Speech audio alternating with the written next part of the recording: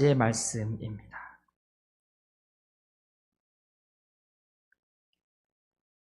신약성경 398쪽 유다서 1장 17절로 23절까지 제가 한 절, 우리 성도님들 한 절,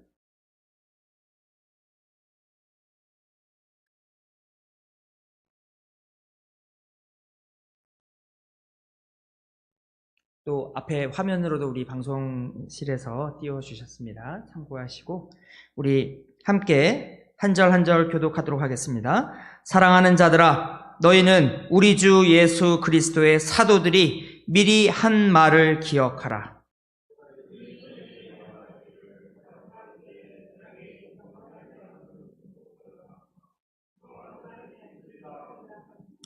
이 사람들은 분열을 일으키는 자며 육에 속한 자며 성령이 없는 자니라.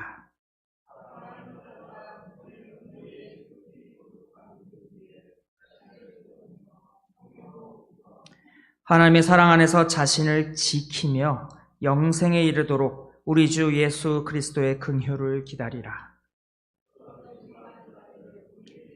우리 한 목소리로 읽습니다. 또 어떤 자를 불에서 끌어내어 구원하라. 또 어떤 자를 그 육체로 더럽힌 옷까지도 미워하되 두려움으로 긍휼히 여기라. 아멘.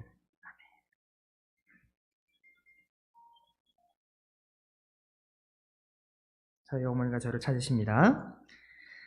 자, 유다는 마지막 때에 경건하지 않은 자들이 있을 것이라 라고 이야기를 합니다. 이전에도 우리가 함께 이 경건이라고 하는 단어에 대해서 나누었던 적이 있지 않습니까?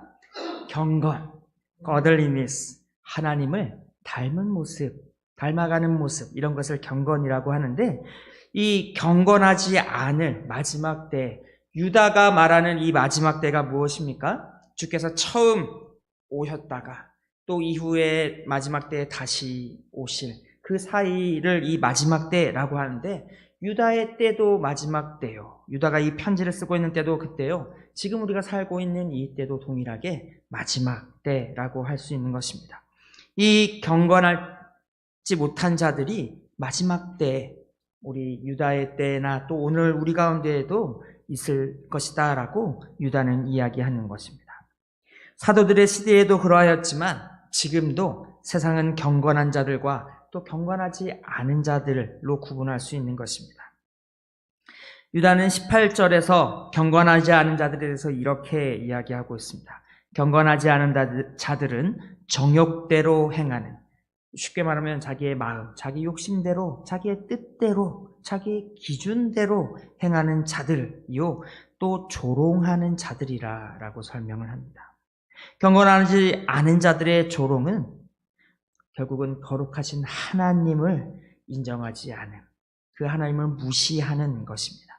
뿐만 아니라 경건한 이들, 하나님을 닮고자 하는, 하나님을 닮고자 애쓰는 이 거룩한 이들을 무시하고 또 놀리고 또 때로는 공격하는 그런 것을 이야기합니다. 하나님의 주권과 통치를 인정하지 않는 자들이기에 그럴 수 있습니다. 하나님을 닮아 거룩과 성결을 지키며 경건하게 사는 것이 하나님이 기뻐하시는 우리 성도들의 또 우리 모든 인생들의 삶의 모습이며 또 구원을 약속받은 우리들의 마땅한 삶의 모습임을 그들은 인정하지 않는 것입니다. 하나님을 떠나 조롱하는 이 사람들은 또 정욕대로 살아가는 사람들입니다. 자기 자신의 욕심, 또 자기 자신의 만족을 위해서. 이렇게만 들으면 요즘 우리의 기준으로, 요즘 세상이 말하는 우리 가끔 CF 같은데 등장하는 그런 기준으로는 아주 합당하고 건강하게 살아가는 사람들일 수 있습니다. 그러나 이러한 정욕대로 살아가는 삶이 사회를 정말 그렇게 건강하고 또 살만하게 만들 거라 사람들은 생각하지만 실은 그렇지만은 않은 것입니다. 이전에 이 세계관 교육을, 이 신학교에서 세계관 수업을 들으면서 마르크스가 주장한 사회주의 체제에 대한 교수님의 설명을 들었었습니다. 마르크스가 주장한 사회주의라고 하는 이 시스템은 아주 쉽게 말한다면 천국에서 하나님만 쏙 빼버린 것이다 라고 하는 것입니다. 약자들을 돌보아주고 서로 누가 더 잘나고 누가 더 많이 벌고 이런 것과 상관없이 서로 공평하게 서로 분배하며 서로 돌봐가며 살아가는 그런 마치 천국과도 같은 것이 이 마르크스가 주장했던 사회주의인 것입니다. 합리적이고 또 겉보기에는 너무나 좋아서 많은 젊은이들이 이 사회주의 사상에 물들어 갔던 것입니다. 그러나 우리가 그 결과를 알고 있지 않습니까? 사회주의나 그것에서 또 파생된 공산주의가 실은 모든 사람들이 꿈꾸는 그런 이 땅에서의 천국을 이루지 못했다라고 하는 것 우리가 다 알고 있는 것입니다.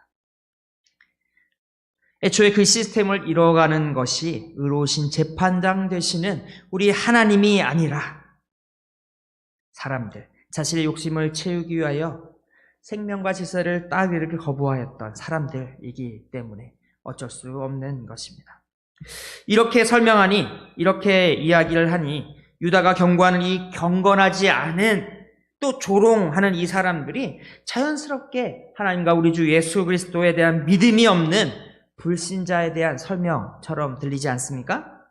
4절에, 그러나 유다서 4절에 이렇게 이야기합니다. 이는 가만히 들어온 사람 몇이 있습니다. 유다는 지금 이 모습을 누구를 이야기하고 있는 것이냐면 교회 밖에 있는 그 정말 믿음과 또 하나님과 상관없이 살아가는 저 불신자들이 아니라 교회에 들어온 사람들, 거짓 교사들, 그냥 교회에 들어와서 못 모르고 들어와서 이제 막 배워가는 사람들이 아니라 나름 자신이 지혜가 있고 지식이 있어서 사람들을 가르칠 만한 그런 지도자와 또 선생된 사람들이다라고 하는 그 사람들에 대한 경고를 이렇게 하고 있는 것입니다. 3절을 보면 유다는 본래 우리가 일반으로 받은 구원에 관한 글을 쓰고 싶어 하였으나 이 문제가 더욱 시급하기에 교회에 들어와 문제를 일으킨 몇 사람 때문에 편지를 성도에게 단번에 주신 믿음의 도를 위하여 힘써 싸우라는 편지로 너희를 권하기 위하여 편지하고 있다고 밝힙니다. 이들은 당시 유행처럼 번져가던 유행처럼 정말 그냥 요즘에도 최근에 목사님도 한번 말씀하셨지만 10만 명이 이단들이 모여서 이런 얘기를 하는데 정말 그냥 가볍게 여길 수 있는 그런 문제가 아니라 심지어는 교회 안에까지 들어와 활동하던 영지주의자들, 그 영지주의자들의 가장 대표적인 게 아예 금욕으로 치우치거나 아예 방탕으로 치우치던 그 둘 중에 특히 당대 소아시아에서 영향을 미치고 있던 이들은 음란을 부추기다, 그걸 죄로 여기지 않던 이들에 대한 그런 경고인 것입니다. 유다서 주석을 쓴 안진호 목사님은 이들이 바울에 의해서 천사 숭배를 금지당한 고린도교의 이단들, 또 그에게 영향을 받은 영지주의 발렌티누스 파의 모습과 매우 유사함을 지적을 하고 있습니다. 이들이 천사를 숭배하고 묵상하던 그 예배 형태에서 바울이 그것을 금하니까 그냥 겉으로 보는 그 형태는 조금 천사 숭배를 뺀 것 같지만 실은 여전히 천사를 숭배하고 묵상하면 그들의 마음과 당시 소아시아 지역에 가득했던 그 육신적이고 세속주의적인 그 영향을 받아 그것이 막 짬뽕되어서 당시 소아시아에 그렇게 이 분위기가 만연했다라고 밝히고 있습니다. 유다는 이들을 우리 하나님의 은혜를 방탕한 것으로 바꾸어 예수 그리스도를 부인하는 자들이다라고 평가하고 있는 것입니다. 이들을 무엇으로 비유합니까? 우리 함께 읽지는 않았지만 유다서 앞에 6절에서는 자기 지위와 처소를 지키지 않고 떠나서 흑암에 갇힌 타락한 천사들로 비유합니다. 7절에서는 소돔과 고모라와 그 이웃 도시들 같이 음란으로 불의 형벌을 받은 자들로도 비유합니다. 11절에서는 삭슬 위하여 이스라엘을 저주했던 발람, 또 하나님이 세우신 지도자들에게 대항하였던 고라, 이들도 지도자들이요 이들도 방백들이었던 것입니다. 이런 고라의 폐역을 따라 멸망을 받은 자들로 유다는 묘사하고 있는 것입니다. 심지어는 아담의 칠대손 에녹도 주께서 이러한 자들, 모든 경건하지 않은 자가 경건하지 않게 행한 모든 경건하지 않은 일과 또 경건하지 않은 죄인들이 주를 거슬러 한 완악한 말로 말미암아 그들을 정죄하려.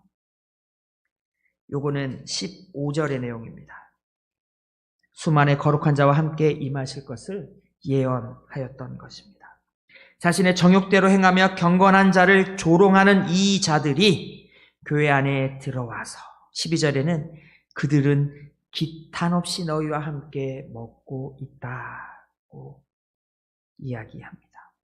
그들은 우리 중 하나와 같이 교회 안에 들어와서 당시의 유대인들이나 사람들이 중요하게 여기던 함께 식사의 교제를 나누는 애찬, 그래서 성도가 주 안에서 서로 교제하는 이 애찬의 암초가 되고 있다라고 유다는 경고하고 있는 것입니다.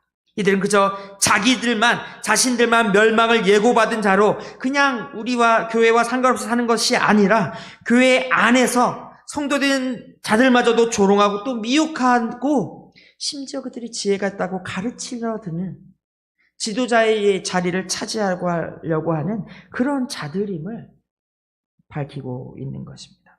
그래서 요한마저도 요한이서에서 이들을 집에 들이지도 말고 인사하지도 말라고 경고하였던 것입니다.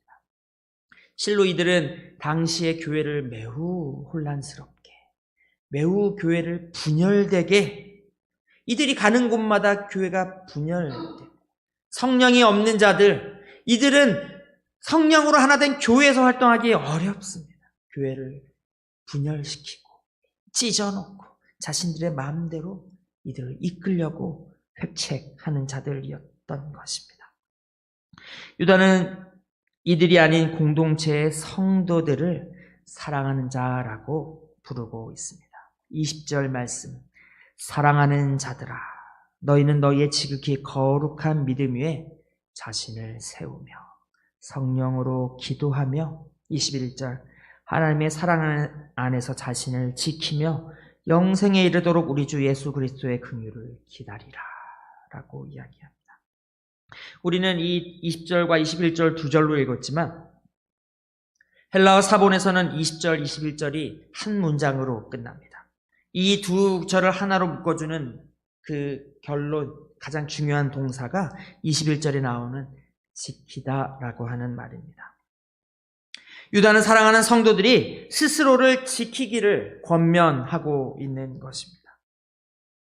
믿음 위에 자신을 세우며 성령으로 기도하며 우리 주 그리스도의 긍휼을 기다리며 하나님의 사랑 안에서 자신을 지키라라고 하는 그러한 권면입니다. 제 말로 짧게 요약해 보자면 믿음과 기도와 소망과 사랑으로 지키라. 믿음, 소망, 사랑, 거기에 기도 하나 더 들어가 있는 것입니다. 먼저 유다는 세우라라고 권면합니다. 자신을 믿음 위에 세우라, 자신을 세우라라고 하는 말이지만 베드로의 믿음, 곧 성도된 자들의 믿음의 고백 위에 당신의 교회를 세우시겠노라라고 주님이 말씀 또 약속하셨던 것입니다. 성경은 자기 자신만 세운다라고 우리가 온전해질 것이다라고 말하지 않습니다. 우리 목사님을 통해서 여러 이 말씀을 배우는 중에 우리는 지금 온전하지 않지만 그 온전한 성화의 그 단계를 밟아 하나님의 인도하심 따라 그 성화 단계를 밟아 가고 있다라고 우리가 배웠습니다. 그러나 우리 한 명이 목사님이나 우리 장로님들이나 우리 앞에서 이끌어가는 우리 중직자들이 먼저 스스로 온전해지는 그 하나님이 인정하시는 그 수준까지 온전해지는 것이 빠르겠습니까? 아니면 우리가 서로는 조금은 연약하지만 우리 서로가 서로의 연약함과 부족함을 서로 또 챙겨가며 또 용납해가면서 주 안에서 우리 모두가 교회 안에 교회라는 모습으로 서로 지체와 서로 형제가 되어 우리가 하나 되는 것이 좀 더 빠르겠습니까? 하나님은 우리를 교회로 부르십니다. 우리가 함께 연합하여서 서로에게 하나님께서 각양의 은사를 주심은 그 은사를 가진 우리가 함께 모여 교회를 온전히 이루고 또 주를 온전히 섬기라라고 하는 그러한 의미다라고 하는 것입니다.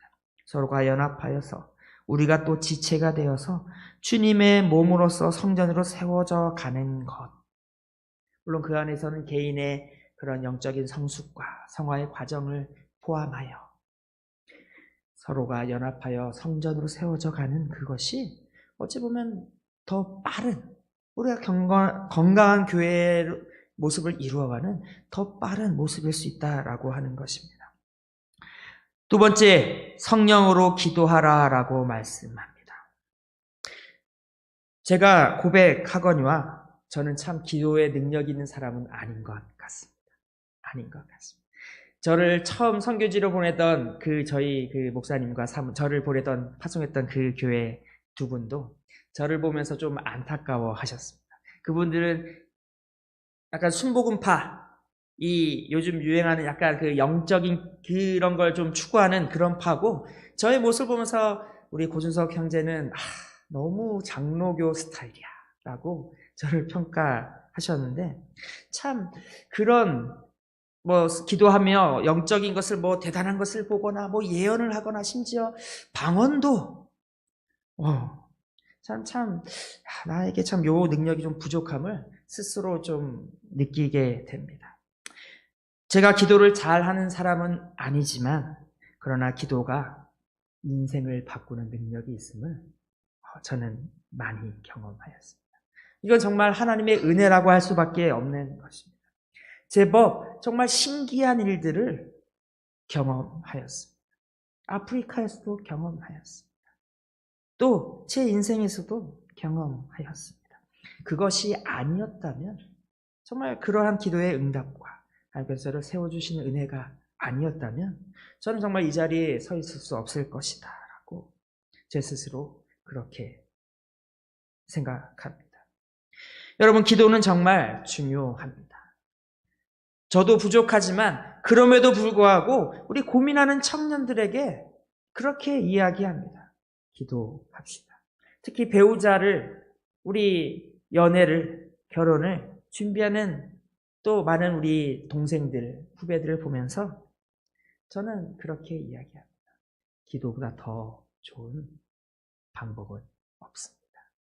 왜냐하면 제가 그 은혜를 경험하기 때문입니다. 여러분, 우리 목사님이 기도를 많이 강조하십니다. 기도를 많이 이야기하십니다. 당연한 것입니다. 너무 중요한 것입니다. 아무리 강조하고 강조해도 지나치지 않는 것이 바로 기도가 아닌가 합니다. 저에게 기도가 부족하다 말씀하신 그분들 스스로 2시간, 3시간 기도하시는 분들이어서 저의 부족함을 너무나도 잘 아셨을 것입니다. 기도하며 우리의 온전함을 하나님께 내어드리는 것입니다. 교회가 하나님의 능력과 지키심이 있어서, 여러분, 하나님의 능력과 지키심에 부족함이 있다고 믿으십니까? 하나님의 능력이나 하나님의 지키심에 여러분 틈이나 구멍이 있을 거라고 생각하십니까? 하나님의 능력에는 없습니다. 그러나 그 틈은 실은 연약한 우리에게 있는 것입니다. 그래서 기도하라고, 지혜가 부족하니 하나님께 기도하며 지혜를 구하라고, 능력이 부족하니 하나님께 기도하며 능력을 구하라고, 또 은혜와 사랑이 부족하니 하나님께 그 은혜를, 그 사랑을, 때로는 믿음까지도 구하라고 하는 것입니다. 기도를 많이 하신 분들은 이렇게들 많이 이야기하십니다. 처음엔 좀 의무감으로 한다고. 그러나 그 기도가 깊어지면, 기도의 사람이 되어가면 갈수록 점차 그 기도가 이제는 의무가 아니라 기쁨과 또 당연한 삶의, 마치 기도는 우리의 호흡이라고 하는 우리가 부르는 찬양과 같이 자연스러운 것이 된다라고 많이들 이야기합니다. 기도야말로 자녀된 우리들이 하나님께 앞에 나아갈 수 있는 정말 그 누구도 세상에 그 누구도 가지지 못한 우리 믿는 자들, 또 우리 하나님의 자녀된 자들만의 특권이다라고 이야기하는 것입니다. 우리 안에 성령께서 우리의 기도를 붙잡아 주시고 함께하여 주시며 우리의 기도가 떨어지지 아니하도록 지켜주시는 것입니다. 또 유다는 예수 그리스도를 기다리라라고 말씀을 합니다. 제가 앞서 말씀을 짧게 요약하면서 이 부분을 소망이라고 제가 한번 바꾸어 보았습니다. 예수 그리스도를 기다리라라는 것은 소망입니다. 우리가 넘어지지 않을 수 있는 것은 무엇입니까? 소망이 있기 때문인 것입니다. 주님께서 다시 오시겠다라고 했던 그 약속, 그리고 우리가 잘 알듯이 주님은 약속을 지키시는 분이심을 우리가 알기에 그가 다시 오는 그날 모든 것을 온전케 하시며 모든 것을 알게 하시며 또 심지어 우리 눈에서 모든 눈물을 닦아주시고 우리를 위로하여 주시며 아버지 당신의 나라로 인도하여 주실 것, 이것을 기다리는 그것이 믿음이며 또 우리에게 소망이 아니겠습니까? 연약하지만 부족하지만 요즘은 부족하기에 더 차라리 어차피 집도 못 살 거, 어차피 내 인생 흙수저에서 금수저로 바뀌지도 않을 거, 지금의 이 순간에 충실하며 지금 이 순간을 위해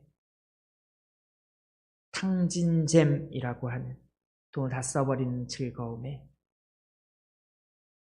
지금 그 대가를 치르고 있는 것이 아닌가 합니다. 그러나 우리에게는 소망이 있습니다. 제가 교회를 다니면서 맨 처음 읽었던 신앙서적인지는 잘 모르겠습니다만 저에게 크게 남았던 책, 그 책에 보면 이런 이야기를 합니다. 소망이란 나중의 즐거움을 위해서 오늘의 즐거움을 포기할 수 있는 것이다 라고 하는 것이 저에게 참 가슴에 많이 남았었습니다. 비록 오늘 우리에겐 아픔과 또 어려움이 있지만 경건하고자 노력하는 우리의 삶을 세상은 인정하지도 아니하고 도리어 조롱하지만 또 우리가 경건하게 살기 위하여 우리는 우리 스스로의 대가를 치러야만 하지만 바울이 말한 바 이후에 우리가 맞이할 그 주님 다시 오는 날의 그 영광은 오늘 우리가 지불하고 있는 그 많은 고통과 환난과 그 어떤 것으로도 비교할 수 없는 그런 영광, 그런 기쁨이기에 우리는 소망을 갖습니다. 오늘 하루에 우리의 연약함에 좌절하지 않습니다. 오늘 우리에게 있는 부족함으로 인하여 낙심하지 않습니다. 왜냐하면 우리는 주님이 함께 하시는 이들이며 또 우리는 주님을 기다리는 자들, 주께서 다시 오겠노라 한 그 약속을 기억하는 자들이기에 우리는 소망을 가지고 살아갈 수가 있는 것입니다. 여러분, 우리 교회는 그러한 것입니다. 그러면서 마지막으로 하나님의 사랑 안에서 자신을 지키라라고 합니다. 21절에서는 의심하는 자들을 긍휼히 여기고 또 불에서 끌어내어 구원하더라도 라고 여러 말을 합니다. 결국은 사랑하라라고 하는 말로 저는 해석이 됩니다. 하나님의 사랑 안에서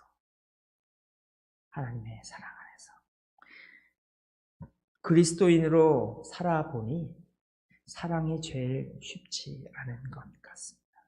그렇지 않습니까? 세상이 말하는 사랑, 애정 이런 것이 아니라 우리가 아는 사랑은 무엇입니까? 사랑은 오래 참고, 사랑은 자랑하지 아니하고 자신의 유익을 구하지도 아니하고 실은 이 사랑을 안에 우리 주님의 모든 것이 담겨 있는 것 같습니다. 또 이 사랑 안에 우리 교회가 실은 다들 조금씩은 부족함이 있는 우리 성도들의 이 모임인 이 교회가 온전하여지는 그 능력, 이 교회가 온전하게 세워져가는 하나님의 능력이 되는 그 비밀인 바로 이 사랑, 하나님이 우리에게 알게 하여 주신 그 사랑, 하나님이 우리에게 허락하여 주신 그 사랑, 그 은혜, 이것이 우리를 온전케 하여 줄 것이기에 유다는 하나님의 사랑 안에서 자신을 지키며 영생에 이르도록 우리 주 예수 그리스도의 긍휼을 기다리라라고.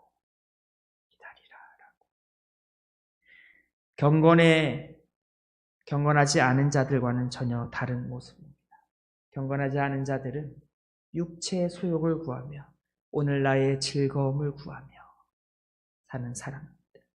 경건한 자들은 사랑하며 소망을 가지며 주님이 오시는 그날을, 또 주님이 온전케 하시는 그날을 바라보며 참고 기다리고 또 기도하는 자들인 줄로 믿습니다. 이 땅에 많은 소식들, 난리의 소식들, 전쟁의 소식들, 또 저 번성에 갖고 온 것 같아 보이는 이단의 소식들이 세상에 많이 있지만, 그럼에도 우리는 경건한 자들로서 우리 함께 모여 교회를 세워가는, 하나님이 이 모든 것을 이루실 줄로 믿습니다. 하나님께서 교회를 붙잡아 주실 줄로 믿습니다. 하나님께서 교회를 이 땅의 여전한 소망의 그 장소로 하나님께서 지키시고 또 하나님께서 쓰실 줄로 믿습니다. 우리 힘써 하나가 됩시다. 우리 힘써서 올 한 해도 참 은혜로 우리가 많은 것들을 누려오고 나누었지만, 우리 또 다가오는 2024년은 더욱더 풍성한 하나님의 은혜와 사랑이 우리 반성교회를 통하여 나누어지게 될 그날을 우리 소망하며, 우리 또 모여 기도하며 우리 하나 되는, 우리 하나님의 사랑으로 지켜져가는 우리 반성교회가 다 되시기를 주님의 이름으로 축원합니다.